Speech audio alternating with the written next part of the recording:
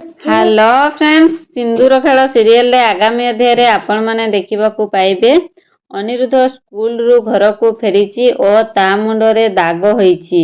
ଏହା ଦେଖି ଅଂଶ ପଚାରୁଛି, ମୁଣ୍ଡରେ ତୋର କ'ଣ ହେଲା?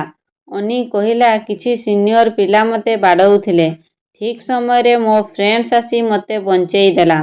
ଅଂଶ ପଚାରିଲା, ତୋର କ'ଣ ସାଙ୍ଗ? ତ ଅନୀ କହିଲା, ଆଗରୁ ଯେଉଁ ସାଙ୍ଗ ବିଷୟରେ କହୁଥିଲି ଆନ୍ୟା। ଅଂଶ କହିଲେ, ଯେ ତୋର ଶୈତାନ ବୁଦ୍ଧି ଥିବା ସାଙ୍ଗ? ଅନୀ କହିଲେ, ହଁ ବାପା। ତ ଅଂଶ ପୁଣି କହିଲେ, ସେ ତୋତେ ଏତେ ବଡ଼ ହେଲ୍ପ କଲା, ତାକୁ ତୁ ଆମ ଘରକୁ ଆଣନ୍ତୁନି? ମୁଁ ତାଙ୍କୁ ଥ୍ୟାଙ୍କ୍ସ କୁହନ୍ତି। ଏପଟେ ଅଂଶର ପରିବାର କାମାକ୍ଷା ନଦୀକୁ ଡଙ୍ଗା ଭସାଇବା ଯିବା ପାଇଁ ସ୍ଥିର କରୁଥାନ୍ତି। ଅଂଶର ମା କହୁଛନ୍ତି, କାଲି ସମସ୍ତେ ଭୋର 3ଟାରୁ ଉଠିବ, କାହିଁକି ନା କାଲି କାର୍ତ୍ତିକ ମାସ ଅଛି। ତ କାଲି ଆମେ ଡଙ୍ଗା ଭସେଇବା ପାଇଁ କାମାକ୍ଷା ନଦୀକୁ ଯିବା।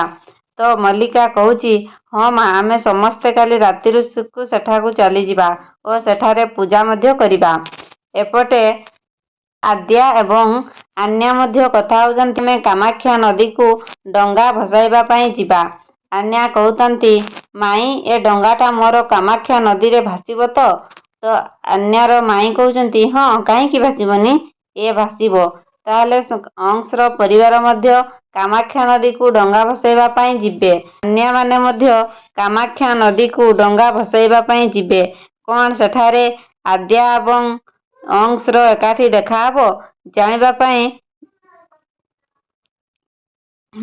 ପାଇଁ ମୋ ଚ୍ୟାନେଲକୁ ସବସ୍କ୍ରାଇବ୍ କରନ୍ତୁ ଓ ପାଖରେ ଥିବା ନୋଟିଫିକେସନ୍ ବେଲକୁ କ୍ଲିକ୍ କରି ଦିଅନ୍ତୁ, ଯାହାଫଳରେ ଆଗାମୀ ଅଧ୍ୟାୟରେ କ'ଣ ହେବ ସବୁଠୁ ଲାଟେଷ୍ଟ ଅପଡେଟ୍ ଆପଣ ମୋ ଚ୍ୟାନେଲରେ ପାଇପାରିବେ।